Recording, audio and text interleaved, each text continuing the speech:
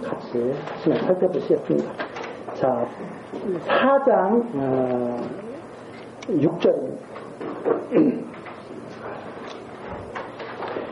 여호와께서 말씀하시되 그날에는 내가 저는 자를 모으며 쫓겨난 자와 내가 환난 받게 한 자를 모아 그 저는 자로 남은 백성이 되게 하며 멀리 쫓겨났던 자로 강한 나라가 되게 하고 나 여호와가 시온 산에서 이제부터 영원까지 그들을 치리하리라 하셨나니 너 양떼의 망대여 딸 시온의 산이여 이전 권능 곧 딸 예루살렘의 나라가 네게로 돌아오리라. 이제 완전히 이제 회복된다는 의미죠. 그래서 여호와께서 말씀하시는데 저는 자를 모으겠다. 이 저는 자가 마지막 때 모으는 자인데 힘이 없잖아요. 무기력하잖아요. 근데 그런 자들을 상징하는 거죠. 그래서 힘을 다 잃어버리고 쫓겨난 자. 하나님이 거기 6절 마지막 부분에 나죠. 내가 환난 받게 한 자. 그런 자들이 누구냐면 환난 받게 한 자죠. 하나님이 환난 받게 한 자.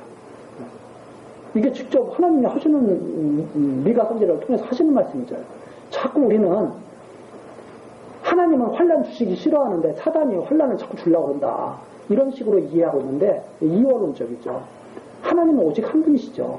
그분이 환난 받게 한다예요. 그런 자들을 어떻게 해서 새롭게 완전히 바꿔가요. 그래서 아까도 말씀드렸지만 근본이 다른 백성입니다. 이건 하나님을 모르는 백성이라면 이건 하나님을 남은 자들은 하나님을 완전히 이제 깨달은 백성들. 그래서 이전에 그러한 백성이 아니라 이제 그 안에 생명이 있는 백성. 이전 백성은 생명이 없다면 이 백성들은 하나님의 권능으로 생명을 받는 백성들이죠. 그래서 완전히 새롭게 변한 백성. 그래서 근원에서 다시 시작되는 그 백성입니다. 환난받게 한 자를 모아서 7절이죠. 그런 자들로 남은 백성을 되게 한다. 하나님이 남은 백성을 되게 한다. 그런 자들로. 강한 나라가 되게 한다. 하나님. 그 다음에 그들을 치리하신다. 하나님.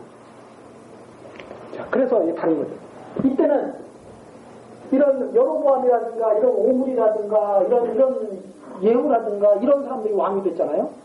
남은 자들은 여호와가 왕이 돼. 백성이죠. 그래서 이 세상 나라에서 우리가 살고 있지만 우리는 하늘에 속한 하나님의 백성입니다. 하나님의 통치를 받는. 그래서 예수님께서 말씀하실 때 그렇게 말씀하셨잖아요. 이 세상 나라는 내 나라가 아닙니다. 이건 맡겨버릴 거예요. 망할 때까지. 자, 그렇게 해서 돌아온다는 말씀이고 9절서부터 그 다음에 13절까지가 고통받는 시온을 바벨론에서 속량하여 여호와를 섬기게 하실 거라는 내용입니다. 자, 이 내용이 9절서부터 나오는데 이제 내가 어찌하여 부르짖느냐? 너희 중에 왕이 없어졌고 여기 나오죠. 너희 중에 왕이 없어졌고 내 모사가 죽었으므로 내가 해산하는 여인처럼 고통함이냐? 물어보는 거죠. 다 왕이 다 없어지고 다 없어져 버리잖아요. 이때 끝나고 나서 왕이 없어져 버리거든요. 다 백성들이 고통스러워요. 네가 왕이 없어서 고통해?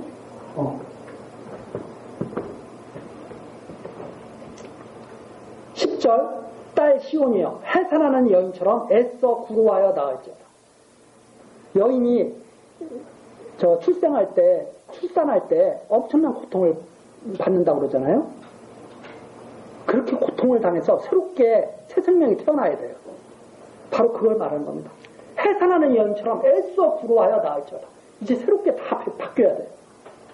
이제 내가 성읍에서 나가서 들에 거하며 또 바벨론까지 이르러 거기서 구원을 얻으리니 어디까지 가야 돼요? 바벨론까지 가야 돼요. 이때 북쪽 이스라엘도 아직 망하지가 않았어요. 근데 하나님께서 어디까지 이뤄야 된다고 말씀하시죠? 바벨론까지. 거기서 구원을 얻으리니 그러면 이제 하나님의 구원이 거기서 시작됩니다. 완전히 죽으면. 자, 이때까지는 완전히 안 죽어요. 여기가 남아있거든. 마지막 끝내. 그러면 하나님이 이때부터 사람들에게는 소망이 있어요, 없어요? 이제는 소망이 없거든요. 왕들에게 소망이 끊어서 요한 그러죠. 너희가 왕이 없어서 지금 고통하느냐. 애써 출산하는 여인처럼 구원해라. 그래서 하신 말씀이 바람까지 이르면 그때 내가 구원을 시작하겠다. 이런 말씀입니다. 자, 이런 것들을 우리가 붙들면 율법 아래에서 우리가 완전히 죽을 때 구원이 그때 시작됩니다. 그렇죠? 율법 아래에서. 율법 아래에서 완전히 죽어야 몽학선생이 돼서 예수 그리스도께로 가게 되잖아요, 우리가. 죽지 않고 가면 그게 음부다 이 말입니다. 그렇게 설명해 줬잖아요. 남편이 죽지 않았는데 가면 음부라 말을 하거니와 남편이 죽은 다음에 가면 음부가 아니죠. 그러니까 율법 아래서 죽지도 않고 그리스도에게 가면 그게 음부예요. 이게 쉬운 말인데, 우리가 성경을 어렵게 풀면 한없이 어렵고 쉽게 말을 하면 하기 쉬운 거예요. 그 로마서에 나오잖아요. 죽지 않았는데 가면 음부예요. 그리스도에게 가는 사람은 율법 아래서, 나는 도대체 행위로는 구원받을 수 있는 존재가 아니구나. 완전히 죽은 다음에 가야 그게 신부지. 그렇죠? 어디까지 가야 돼요? 완전히 바벨론까지 끌려가봐야 돼. 끝장, 우리는 끝났구나. 우리가 율법을 못 지켰구나. 구원이 시작됩니다.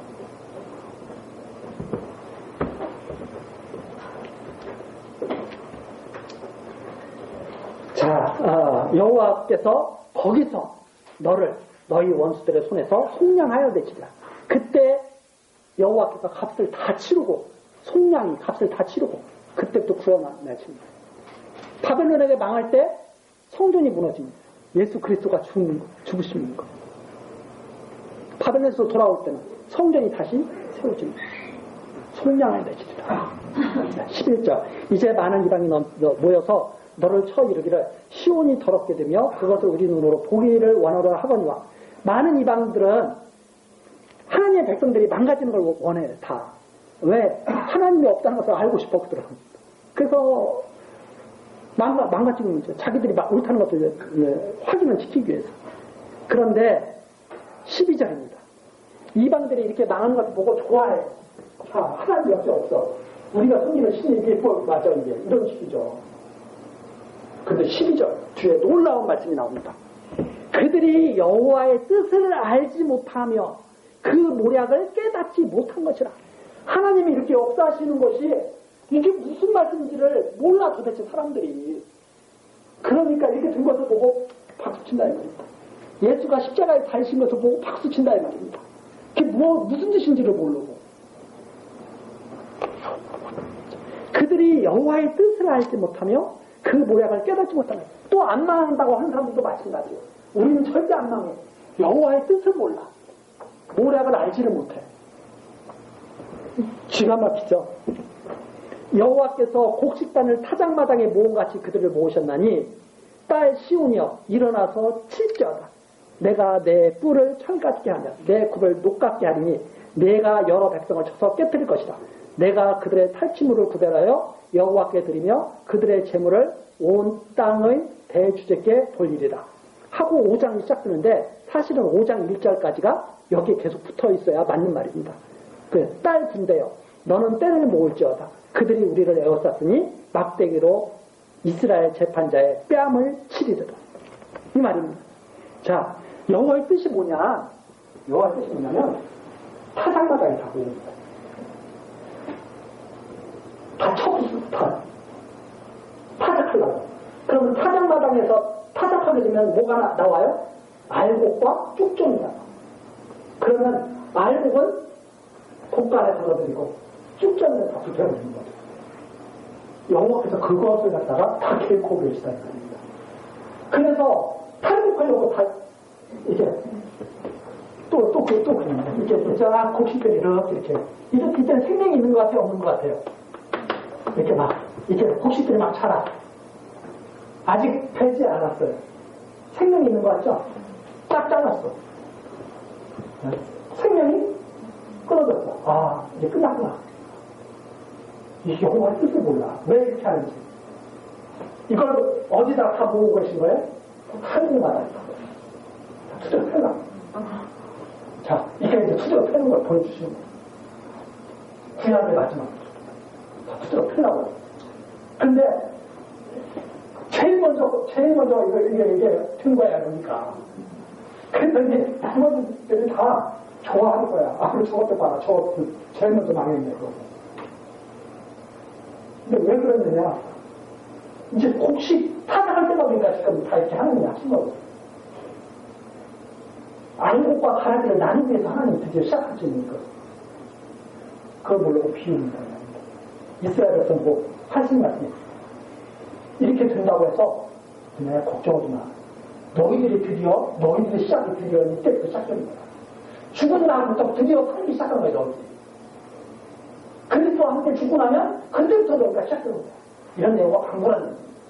근데 죽고 나니까 사람들이 다 비우는 거야. 뭐 예를 들어서 율법 같은 예를 들면 이런 거죠. 율법을 포기하고 나니까 율법을 포기하지 않은 자들이 그런 거죠. 저것들, 이거 하나님 있는 짓들이 아니야. 이런 식으로 되돌리는 거죠. 그러면 어떻게 되느냐?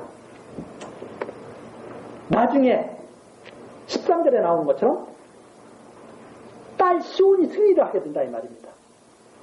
아수르와 바벨론에 의해서 북쪽 이스라엘이 남쪽 유다와 망하지만 그러나 결국은 누가 승리하게 되느냐? 딸 시온이 승리하게 된단 말입니다. 북쪽 저 아수르하고 바벨론은 끝나버리는 거죠. 타작하면 끝나버리는 거예요.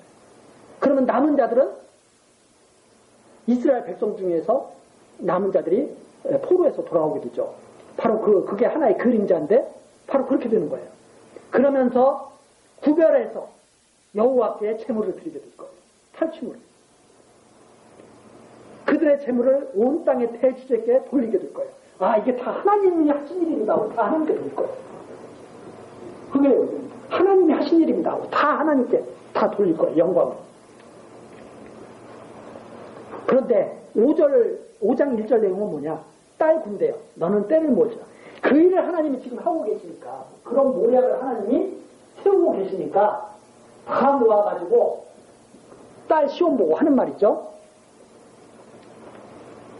때를 모으자. 그들이 우리를 에워쌌으니 그러면 어떻게 되느냐? 이방들이 여기를 다 에워쌀 거예요. 이방들이 다 에워쌀 거예요. 그리고 어떻게 할 거냐? 뺨을 칠 거예요. 얼마나 고통스럽고 힘들겠어요. 지금은 뺨 맞을 때가 아니야. 그렇죠? 그래서 지금 뺨 맞을 때. 그 뺨 맞을 때는 뺨을 맞아요. 근데 그것이 끝이 아니에요. 타작 시작되는 거예요. 이렇게 말해주는 겁니다.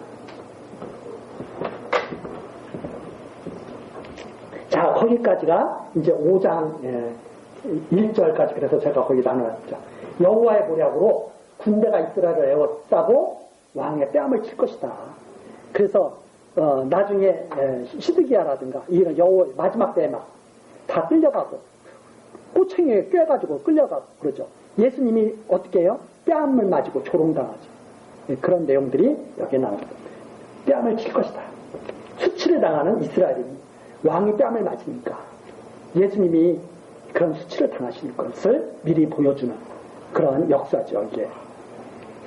자, 그 다음에 5장 2절부터, 그런데, 자, 이때가 딱, 타작이 딱 끝나갈 때, 시작될 때, 이 타작이 시작되는 거잖아요? 그래서 알고를 쫙 나누기 시작했잖아요? 그때 왕이 딱 나타나는 시대예요, 그 시대가. 그 시대가 왕이 나타난 시대인데, 바로 5장 2절입니다. 베들레헴 에브라다야. 여기서 드디어 나옵니다. 너는 유다 족속 중에서 작을지라도, 이스라엘을 다스릴 자는 네개에서 네개로 나올 것이다. 그의 근본은 상고의 태초입니다. 베들레헴에서 그런데 그때 한 왕이 태어나는데 원래 근원 그분. 근데 우리가 여기서 사마리아, 예루살렘 있잖아요. 사람들은 어디를 바라요? 사마리아와 예루살렘에 있기를 원하죠. 왕이 거기서 나야 된다고 생각하죠. 왜? 실제로 거기서 왕들이 있었으니까. 사람들의 다음 왕은 어디서 태어날까? 예루살렘. 다음 왕은 어디서 태어날까? 사마리아. 그런데 미가 선지자가 타작할 때 왕은 베들레헴에서 태어난다. 베들레헴 총독이죠. 사람들이 기대와 전혀 다른 것. 상당히 의미 깊은 예루살렘과 사마리아에서 태어나는 게 아니라 베들레헴에서 태어난다. 그게 성격이 같겠어요? 다르겠어요? 전혀 성격이 다른 태어나는 거예요. 그래서 여기 나오죠. 유다 족속 중에 작을지라도. 그런데 하나님께서 또 언약하신 게 있어요. 유다 족속에 아브라함과 다윗의 자손으로 그리스도가 오시거든요. 그런데 예루살렘에서 나는 게 아니라 베들레헴에서.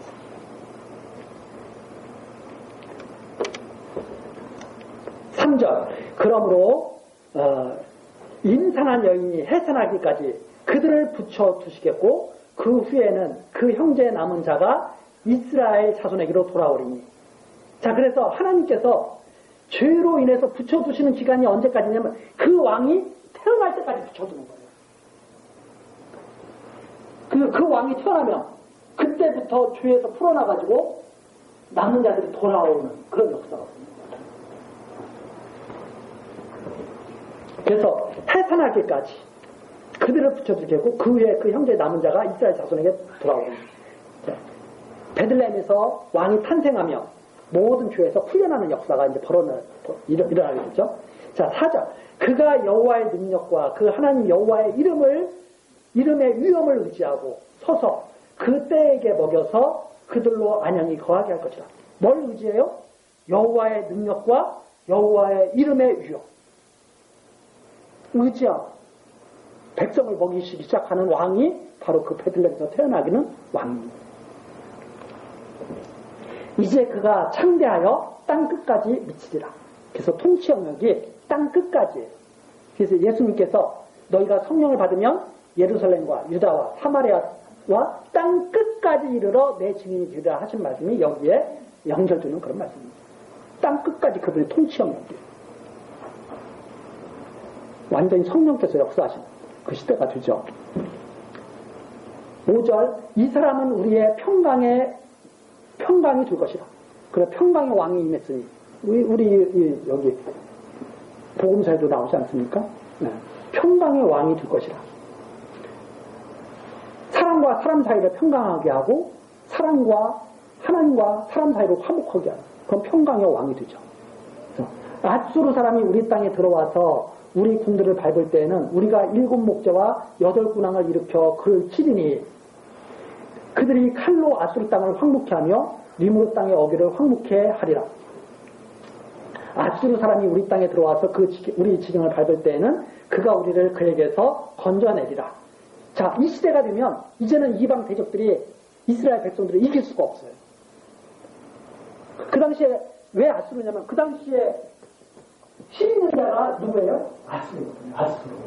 이 아수르가 망하고 난 다음에 그 다음에 바벨론이 힘을 얻게 되는 거죠. 그러니까 그 당시에는 아수르가 최고의 강대국이에요. 그래서 그걸 말씀하시는 거예요. 야, 그때가 되면 아수르 아무것도 아니야. 말씀하시면서 7절입니다. 야곱의 남은 자는 많은 백성 중에 있으리니 그들은 여호와에게로서 내리는 이슬 같고 풀 위에 내리는 단비 같아서 사람을 기다리지 아니하며 인생을 기다리지 아니할 것이며. 이게 무슨 말이냐면 이제 남은 자들은 그때 남은 자들은 사람을 의지해서 싸우는 자들이 아니라는 말입니다. 사람을 막 사람을 기다리고 인생을 기다리고 빨리 와야 우리가 이길 텐데 이런 백성들이 아니라 오직 여호와께로부터 은혜를 받고 싸우는 살아가는 그런 백성들이라는 거죠.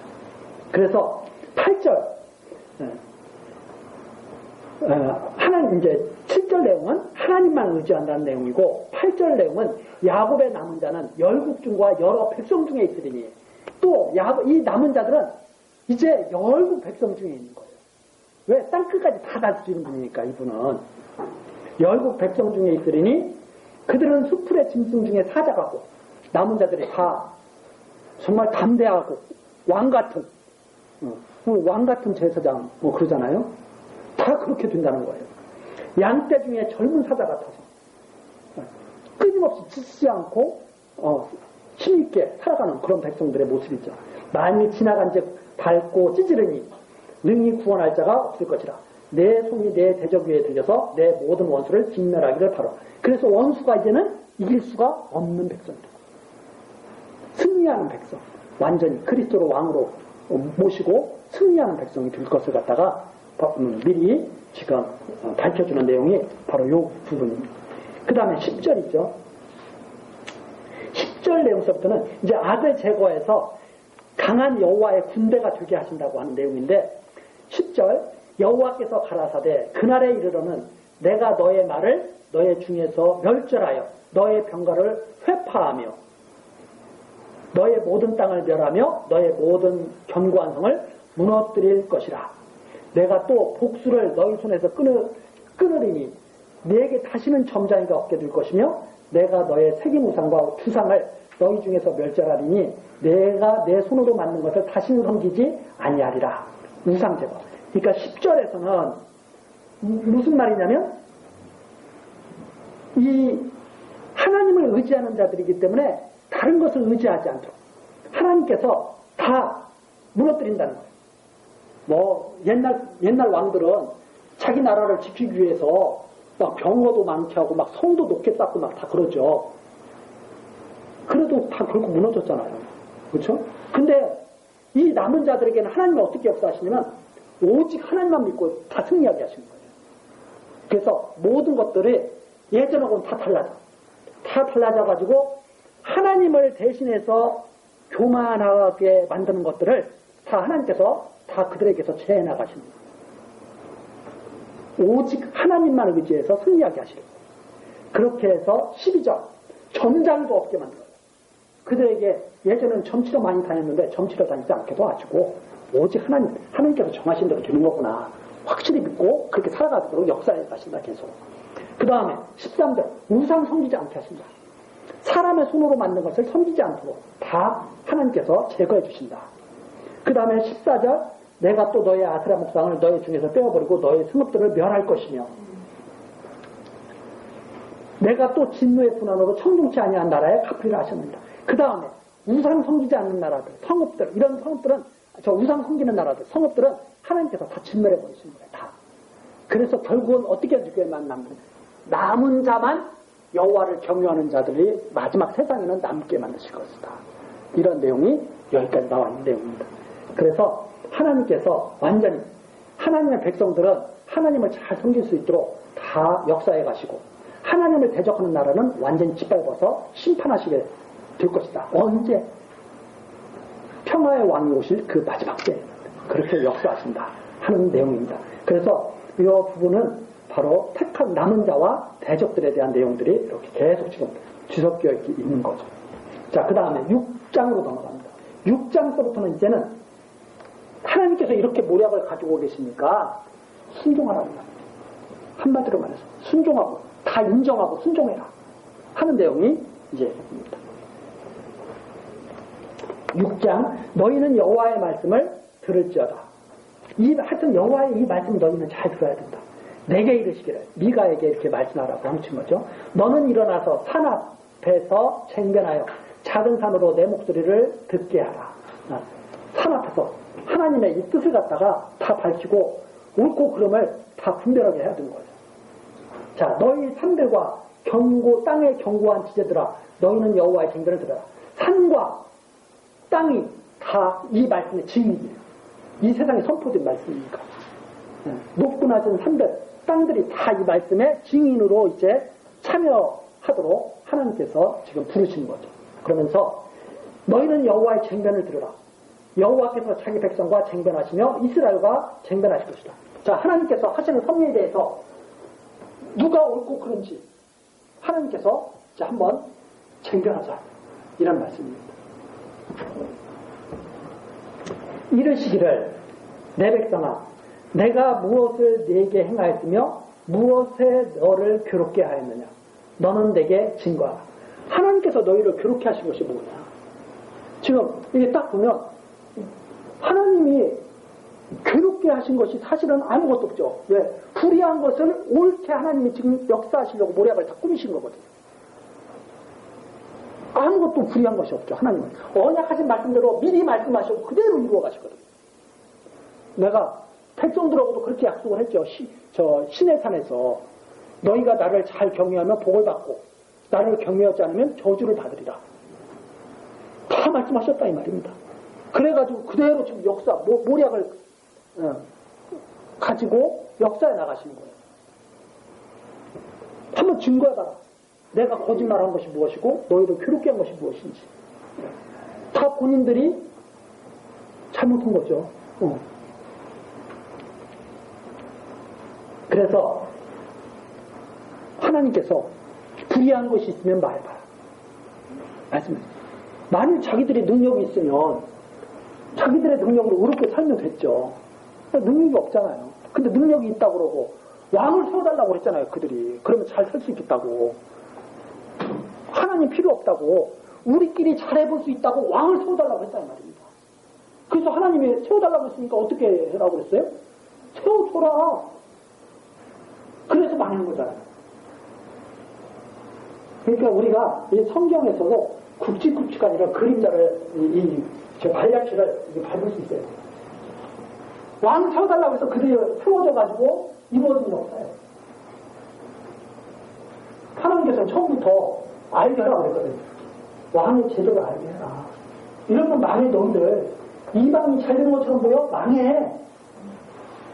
그랬는데도 해달라고 했죠. 어디 있느냐 너희들 왕. 물어보시는 거죠. 지금 그렇죠. 내게 불의한 것이 있느냐? 증거하라. 4절. 내가 너를 애굽 땅에서 인도하여 내어 종로로 사는 집에서 속량하였고. 하나님께서 미리 말씀하셨잖아요. 애굽 땅에 들어갔다가 나올 거야. 내가 너희를 반드시 나와가지고 복 줄 거야. 하나님이 애굽 땅에 들어갔던 백성을 끌어내서 복 줬잖아요. 근데 애굽 땅에 내려가는 곳을 갖다가 하나님께서는 다 딱 정해놓으시고 다 이렇게 보고 계시죠.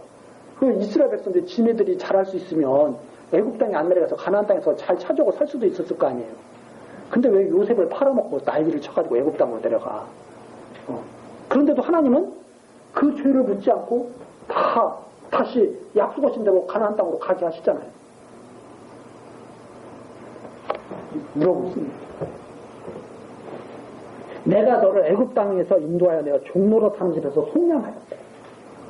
모세와 아론과 미리암을 보내어 내 앞에 행하게 하였습니다. 백성들이 원하지도 않았는데 하나님 약속 지키시려고 언약하신 거 지키시려고 모세 보내고 아론 모세가 또 하나님이 가라 그러면 예 알겠습니다 하고 가는 게 아니잖아요. 저는 말을 못해요. 어쩌고 저쩌고 하니까 말 잘하는 아론을 붙여줄게 해가지고 아론까지 붙여주고 또 미리암을 갖다가 여자들 또 지도하는 선지자로 세워가지고 그렇게 다 해서 내 앞에 행하게 그렇게 하였습니다. 내 백성아 너는 모압 왕 발락의 꾀한 것과 부올의 아들 발람이 그에게 대답한 것을 추억하여 시딤에서부터 길갈까지 이를 추억하라. 그리하면 나 여호와의 의롭게 행한 것을 알리라 하실 것입니다. 발락과 발람이 꾀를 내가지고 이스라엘 백성을 저주하려고 그렇게 했었어요. 근데 하나님께서 역사하셔가지고 이스라엘 백성을 저주하는 대신에 축복하도록 역사하신다. 하나님이 당신이 그렇게 했다는 것을 알게 하시려고 나귀에게까지 말을 하게 합니다. 인간들이 그 정도로 무지하니까. 나귀한테까지 하나님의 발람은 하나님의 사자가 손으로 보지도 못해. 나귀가 다 보여줘가지고 짐승만도 못한 사람이라는 걸 알게 하십니다. 그렇게 해서 이스라엘을 얼마나 사랑하시는 말을 갖다가 계속 나타내신 거예요. 그런데도 그들은 끝끝내 망합니다. 하나님은 그런데도 그들을 두시지 않고 타작해서 알고는 걷어냈습니다. 그 남은 자.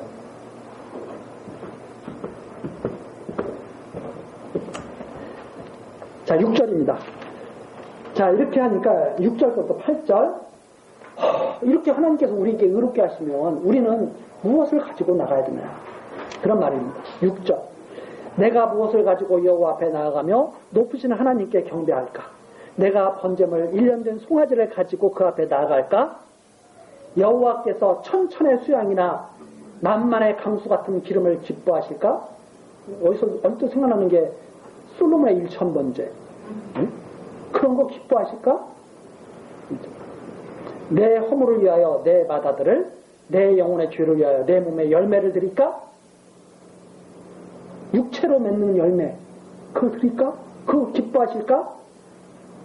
아니다 이 말입니다. 그럼 하나님께서 뭘 기뻐하시느냐? 그런 번제, 제사를 기뻐하시는 것이 진짜를 기뻐하시는 것이 바로 8절이죠. 사람아, 주께서 선한 것이 무엇임을 내게 보이셨나니 여호와께서 내게 구하는 것이 오직 공의를 행하며 인자를 사랑하며 겸손히 내 하나님과 함께 행하는 것이 아니냐. 공의와 인자와 겸손. 그래서 예수 그리스도께서 공의와 구원을 가지고 인자하심을 가지고 겸손한 왕으로 나귀 새끼를 타고 오시기로. 그래서 공의, 하나님의 뜻이 그대로 이루어지는 것이, 그것이 옳다고 하는 것을 믿는 것이 공의. 공의로 오실 하나님을 믿는 거예요. 우리는 단순히 공의하면은 그냥 밑에 건 것만 생각해.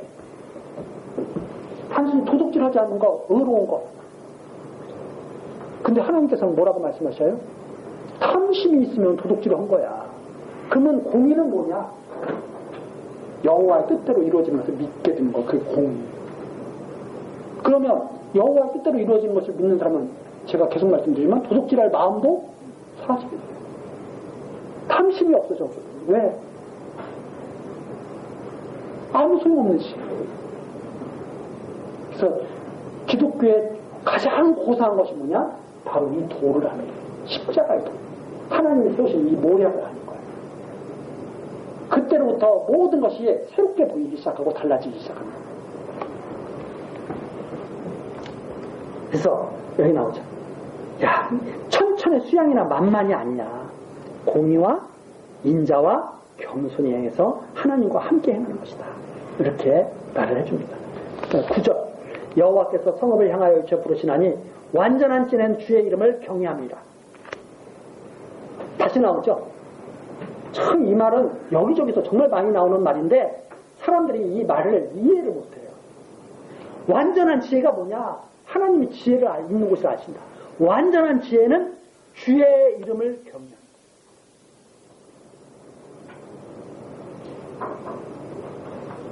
그러면 명철은 뭐라고 그랬어요?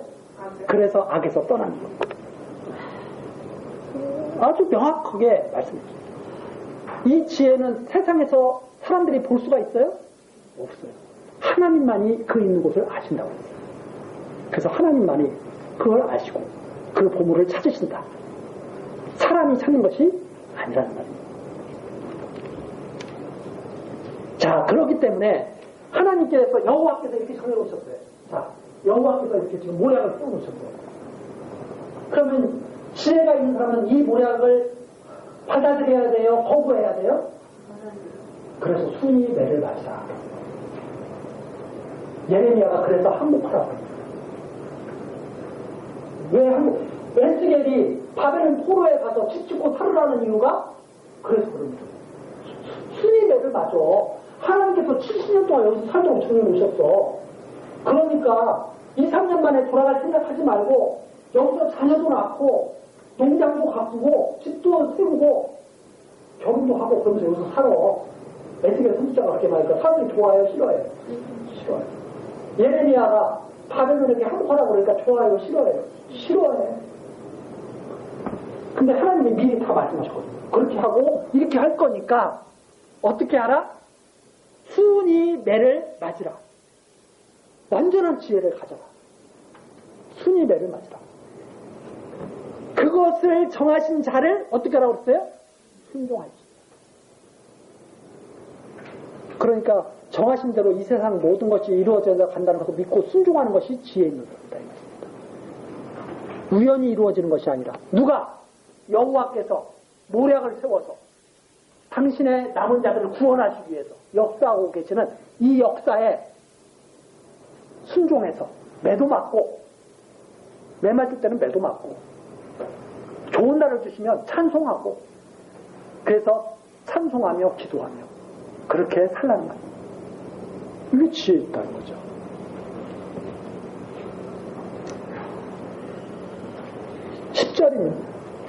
악인의 집에 오히려 불의한 재물이 있느냐? 축소시킨 가증한 에바가 있느냐? 내가 만일 부정한 저울을 썼거나 주머니에 거짓 저울줄을 주었으면 깨끗하겠느냐? 그 부자들은 강포가 가득하고 그 거민들은 거짓을 말하니 그 혀가 입에서 괴사하도다.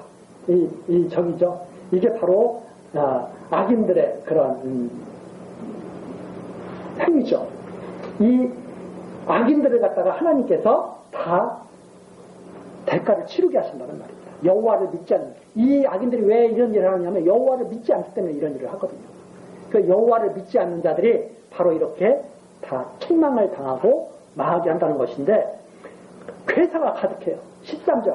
그러므로 나도 너를 쳐서 중히 상하게 하였으며 내 죄를 인하여 너를 장막하게 하였나니 내가 먹으나 배부르지 못하고 속이 항상 들 것이며 내가 감추나 보존되지 못하겠고 보존된 것은 내가 칼에 붙일 것이며 내가 씨를 뿌리나 추수하지 못할 것이며 감람을 밟거나 기름을 내 몸에 바르지 못할 것이며 포도를 밟거나 술을 마시지 못하리라. 너희가 오므리의 율례와 아합 집의 모든 행위를 지키고 그들의 꾀를 쫓으니 이는 나로 너희를 황무케 하며 너희 거민으로 사람의 치욕거리를 만들게 하려 함이라. 너희가 내 백성의 수욕을 담당하리라. 여기서 오므리와 아합이 딱 나옵니다. 우리가 아합 하면 딱 생각나는 게 있잖아요. 하나님이 미가야 선지자, 이 미가 선지자하고 또 다른 분입니다. 미가의 선지자가 이제 그 당시에 참 선지자고 나머지는 다 가짜인데, 아합하고 남쪽이다 여호사밧 왕이 같이 동맹을 맺고 대적과 싸우러 나가는데 선지자한테 물어보자 그러는 거예요. 그런데 거기 선지자가 와가지고 다 이긴다는 거예요. 유다와 남유다와 이렇게 북쪽 이스라엘 사이쪽에 형제처럼 동맹을 맺고 대적과 싸우는데 우리가 지겠습니까? 다 이긴다는 거예요. 그런데 유다 왕이 그러는 거예요. 선지자가 이들밖에 없으니까 여기에 선지자가 참 선지자가 있다는 제가 소리치고 들었는데 그 미가예요? 그거 매일 한번만 말해요. 데려오지 마세요. 그랬더니 그래도 한번 들어보고 싶다 했더니 미가가 싸우자. 미가한테 아합왕이 물어보죠. 야, 우리가 이기겠냐? 네, 이길 겁니다. 그러니까 아합이 또 그 말을 들으면 그래 고마워 이러면 좋은데 거짓말해봐. 너 한 달도 한 말 하자. 미가한테 야 진짜 좀 말해봐. 네가 진짜 하나님께 받은 말씀을 말해봐. 그랬더니 미가가 그렇게 말하죠. 제가 하늘에서 하나님이 회의하는 거 봤거든요. 하나님이 회의하는 거 봤는데요. 하나님이 그렇게 물어보세요. 누가 나가서 아합왕을 거짓말을 믿게 해서 아합을 죽게 할까? 그랬더니 여기저기서 사람들이 나왔는데 거짓말하는 놈이 딱 나왔더니 제가 아합을 속일게요. 그래서 죽게 만들겠습니다. 하고 나오더라는 거예요. 당신 나가면 죽습니다. 이번 전쟁에. 그랬더니 이것도 내가 이런 줄 알고 그래서 네가 해가지고 하고 받고 나오는 거죠. 그런데 아합이 생각해보니까 그럴 수도 있겠어. 그래가지고 유다 왕 보고 야 당신이 왕복을 입고 나는 당신이 그래도 이게 지도자 아닙니까? 당신이 왕복을 입고 나는 일반 병사처럼 꾸미고 나갈게요. 그래서 일반 병사처럼 꾸미고 나가죠. 그랬더니 적군들은 어떻게 뭐라고 했냐면 이스라엘 왕을 죽이면 전쟁은 우리가 이기는 거다. 이스라엘 왕만 집중 공격하자. 이를 모략을 세운 거예요. 그래가지고 유다 왕을 갖다 쫓아서 적군들이 막 달려드니까 유다 왕은 나 왕 아니야! 막 도망가는 거죠. 화나 거듭사를 터져라고. 그리고 소리를 들고 가니까 적군들이 이렇게 보니까 저 아합 아닌데? 그러고서 유다 왕은 내보낸 거예요. 쫓아가다가 안 쫓아간 거예요. 근데 아합은 그거 보면서 그랬겠죠. 야, 큰일 날 뻔했네. 이러고 있었겠죠. 그런데 유언이 화살하다가 날아와서 그 손을 확 쏴요. 아합이 죽었다. 이래서 거기 나오는 역사 아닙니까? 그게 바로 아합 왕이 묻고 있어요. 그렇게 하면 여호와의 정하신 것을 피해 나갔죠.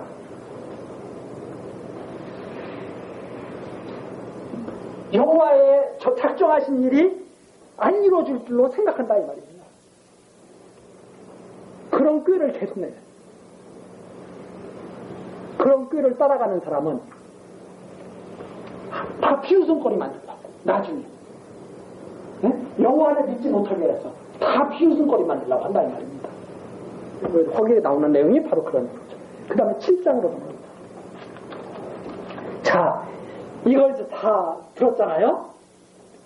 그러면 이제 앞으로 닥쳐오기는 뭐가 있어요? 재앙이 있죠. 다 망해야 되니까. 재앙이로다. 나여. 나는 여름 실과를 딴 후와 포도를 거둔 후 같아서 먹을 송이가 없으며 내 마음에 사모하는 처음 익은 무화과가 없도다. 절망 상태. 네. 완전히 이제 끝장난 거예요. 이제 이렇게 다 하나님께서 말씀까지 다 하시면서 순종해. 이제 길이 없어. 이제 때가 된 거야. 망할 때가 됐어. 재앙이로다. 이제는 사모하는 것이 다 없어졌어요. 2절 이와 같이 선인이 세상에 끊쳤고 정직자가 인간에 없도다. 하나님께서 보시니까 이대로는 하나님을 경외할 자가 아무도 없어요. 하나님을 경외할 자를 만들려면 남은 자를 하나님이 만드시는 수밖에 없어요. 이제는 하나님의 의로만 가능한, 인간의 의로는 다 끝났어요. 없도다. 선인이 세상에서 끊쳤고 정직자가 인간에 없도다. 무리가 다 피를 흘리려고 매복하며 각기 그물로 형제를 잡으려 하고 두 손으로 악을 부지런히 행하도다. 그 군장과 재판장은 뇌물을 구하며 대인은 마음에 악한 사욕을 바라며 서로 연락을 취하니 위에 사람들끼리 다 연락해서 지네끼리 다 끼리끼리 다 해먹어. 그쵸? 지금 뭐 사회가 다 그런 거 아니에요? 다 재벌들끼리 다 끼리끼리 다 해가지고 다 해먹는 거죠. 네. 4절 그들의 가장 선한 자라도, 근데 사람들이 그 중에 좀 선한 사람이 있겠지 이렇게 생각할 수도 있잖아요. 그들의 가장 선한 자라도 가지 같고 가장 정직한 자라도 찔레 울타리보다 더하도다. 살겠어요? 못 살겠어요? 못 살아. 이런 가장 선하고 가장 정직해도 다 사람을 찔러 피를 내게 하고 그들의 파수꾼들의 날, 곧 그들의 형벌의 날이 임하였으니 이제는 그들이 요란하리로다. 아, 이제는 다 끝났어. 자, 5절에 나옵니다. 이거 예수님께서 하신 말씀과 비슷한 말씀이 나오죠. 너희는 이웃을 믿지 말며 친구를 의지하지 말며. 성경에 이런 말이 있으면 돼야 안 돼요. 뭐라고 가르쳐야 올바를 것 같아요? 이웃을 믿으며 친구를 의지하며 이렇게 해야 될 것 같잖아요. 너희는 이웃을 믿지 말며 친구를 의지하지 말며 내 품에 두은 여인에게라도 내 입의 문을 지킬지어다. 마지막으로 사람에게서 바랄 것은 아무것도 없다는 말입니다. 이제는 끝이에요. 이 마지막 때가 되면 이제는 오직 누구만 바라봐주는 시대가 되는 거예요? 여호와만 바라보는 시대가 돼요. 그리스도만 바라보는 시대가 돼요. 왕을 따라야 됩니다. 아들이 아비를 멸시하며 딸이 어미를 대적하며 며느리가 시어머니를 대적하리니 예수님께서 했습니다 사람의 원수가 곧 자기 집안의 사람이로다. 의지할 수가 없어요. 사람은 오히려 다 해야 하는 그런 결과밖에 오질 않아요. 자, 그러면 누구를 우러러보고 누구를 의지해야 되느냐? 거기에 대한 답변이 7절부터 나옵니다. 마지막 때가 되면 다른 것은 다 끊어집니다. 모든 것이 다 끊어지고 모든 구원의 방편이 있을 수가 없어요.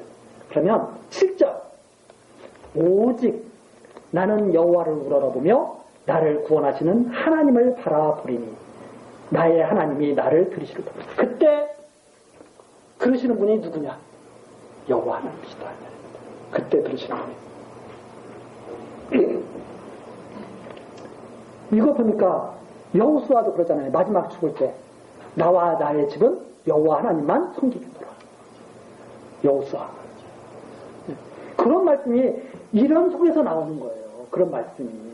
이런 여호와의 모략을 이해해야 그 말씀이 이해가 되는 거예요. 그러니까 그게 무슨 소리냐?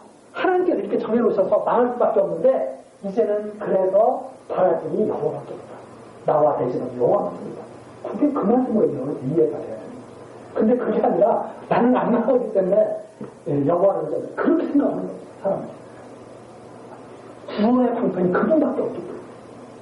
그래서 의지한다.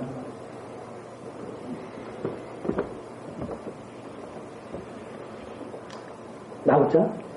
자, 다시 한번 7절. 나는 오직 나는 여호와를 돌아보며 나를 구원하시는 하나님을 바라보나니 나의 하나님이 나를 들으시리로다. 그러면 하나님께서 반드시 이 기도를 들어주실 것이다. 왜? 남은 자들의 기도니까. 이게 남은 자들의 기도니까. 8절. 나의 대적이여 나로 인하여 기뻐하지 말지어다. 왜 기뻐해요? 망했으니 망하면 기뻐할 거 아니에요. 대적들이. 기뻐하지 말라는 말입니다. 나는 엎드러질지라도 일어날 것이요 어두운 데 앉을지라도 여호와께서 나의 빛이 되실 것이니로다. 부활한다는 말입니다. 다시 살아난다는 말입니다. 회복된다는 말이죠. 이게 바로 하나님 백성들이 믿고 있는 거예요. 아, 우리는 우리의 죄악 때문에 망하나 하나님이 우리를 구하실 것이다. 이건 믿음입니다. 9절입니다. 내가 여호와께 범죄하였사오니 미가가 이스라엘 백성의 대표로 야곱 족속의 대표로 기도하는 거예요. 내가 여호와께 범죄하였사오니 주께서 나를 위하여 심판하사 신원하시기까지 그 노를 당하려거든요. 어떻게 해야 돼요? 참아야 돼요. 하나님 정하신 때까지 노를 당할 것. 순종하는 거예요. 매를 맞는 걸 순종하는 매. 정말 잘못했다고 인정되면 매를 순위 맞고 용서를 구하는 것이 합당하죠. 부모님한테 그런 거잖아요. 내가 뭘 잘못했어 매 못 맞죠. 너 잘못했지. 매 때 맞을래. 우리들은 엄마한테 너 매 맞을 때 그런 식으로 하죠. 세대만 때려주세요. 근데 하나님은 다 정해놓고 내가 너 세대 때려주게. 됐어? 네. 넌 매 맞는 거야. 그게 하나님 절대 주권.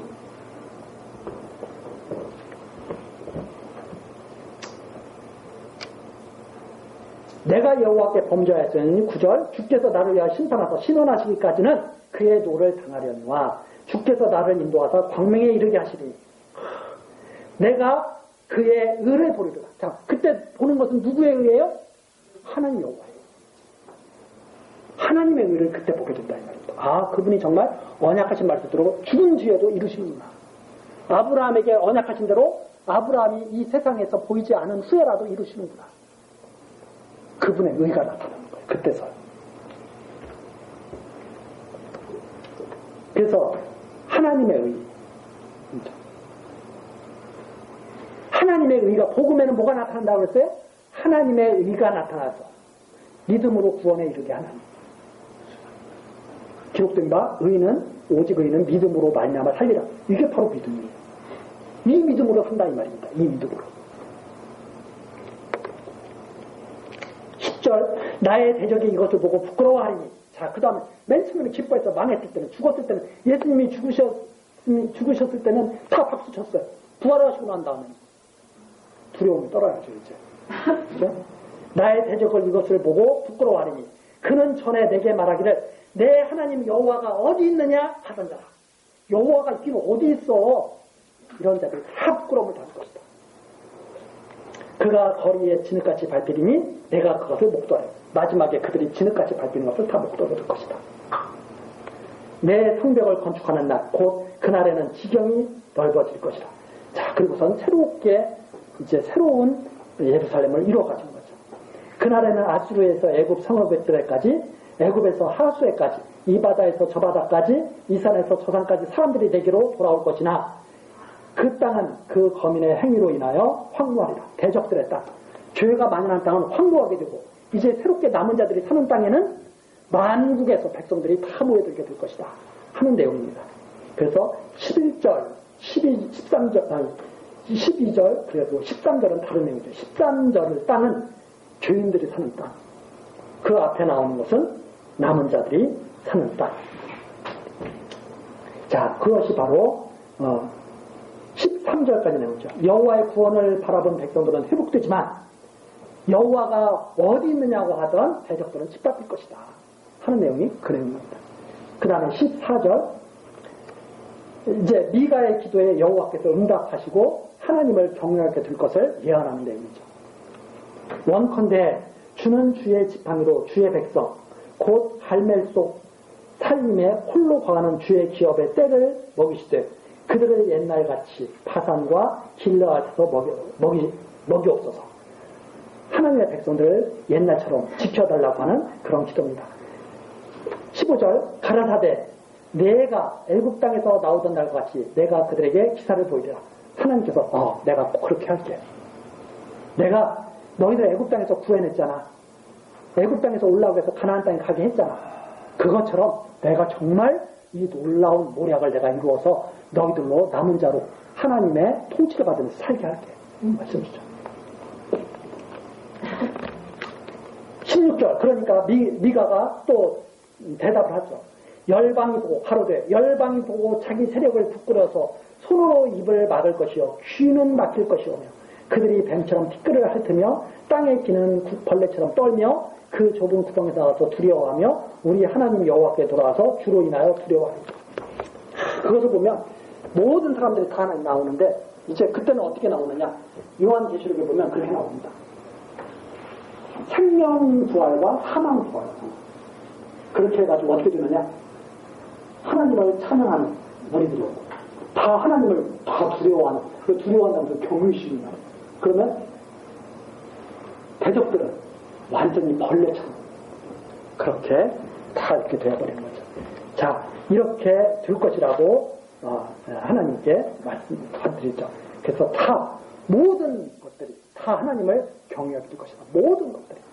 그래서 악인들도 그때는 다 두려워 떨면서 하나님의 이름을 다 알게 된 거죠. 18절입니다. 자, 이게 이제 마지막 결론 부분이죠. 여호와께서 열조에게 맹세하신 대로 성실과 인애를 더하시고 반드시 이렇게 이루셔서 하나님을 경외하게 하실 것이다 하는 내용입니다. 하나님을 여호와로 예수를 그리스도로 다 그렇게 찬양하게 하실 것이다 하는 내용이 18절부터 주와 같은 신이 어디 있으리까. 미가의 이름의 뜻이 누가 여호와 같은 자가 누군가. 주와 같은 신이 어디 있으리까. 주께서는 죄악을 사유하시며 죄악을 다 용서하시는 분이에요. 그 기업에 남은 자의 허물을 넘기신다는 것은 보지 않고 넘어간다는 거예요. 됐어 이제. 인애를 기뻐하심으로 노를 항상 품지 아니하시나이다. 잠깐 동안 노를 푸는 거죠. 우리는 긴 세월 같잖아요. 근데 영원에 비하면 잠깐이죠. 찰나죠. 잠깐 동안. 노를 항상 품지 아니하시나이다. 다시 우리를 긍휼히 여기셔서 우리의 죄악을 발로 밟으시고 우리의 모든 죄를 깊은 바다에 던지우시리라. 다시 긍휼히 여겨가지고 이 망한 백성의 긍휼히 여겨가지고 그 모든 죄악을 다 멀리 던져버리시다는 말입니다. 그래서 그걸 던지시기 위해서 그리스도가 이 땅에 오신 거죠. 우리의 죄를 다 멀리 던지시려고. 그래서 깊은 바다에 다시는 나오지 않도록. 그래서 영원한 속죄. 20절 주께서 옛적에 근데 이것을 갖다가 처음부터 맹세하셨어요. 주께서 옛적에 우리 열조에게 맹세하신 대로. 맹세하신 일이에요. 그것은 이미.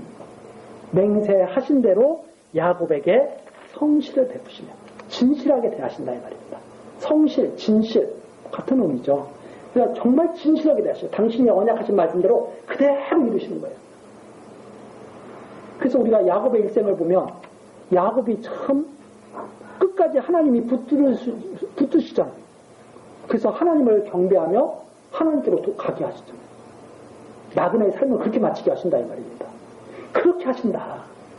아브라함에게 인애를 더하시죠. 헤세드, 자비, 헤세드라고 그러죠.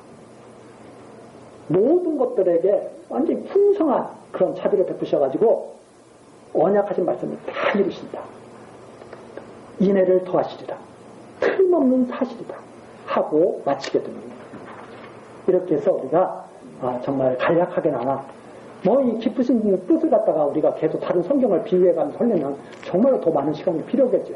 그러나 정말 간략하지만 아주 선명하게 우리가 미가 선지자가 선포하신 미가 선지자라고 선포케 하신 하나님의 말씀을 우리가 이번 기회에 살펴봤습니다.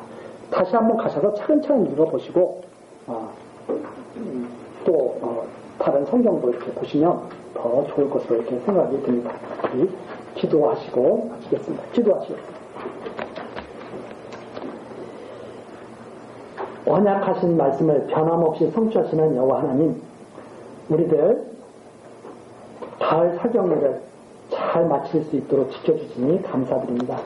이번 사경회에서 우리들이 살펴보았던 미가서의 말씀을 우리들이 마음속에 잘 간직하고 지키고 좀 더 성숙한 그런 신앙생활을 할 수 있게 되기를 소망합니다. 하나님 앞에 참으로 정직하게 나아가기를 우리 소망합니다.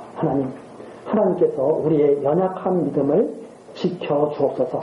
우리의 남은 날 동안 복된 삶, 하나님 앞에서 참으로 경건한 삶을 살도록 하나님 지켜 주옵소서. 우리들이 하나님의 이름을 의지하여 강건하게 되며 모든 일에 감사와 평강이 넘치게 하옵소서. 우리 주 예수 그리스도의 이름으로 기도드리옵나이다. 아멘.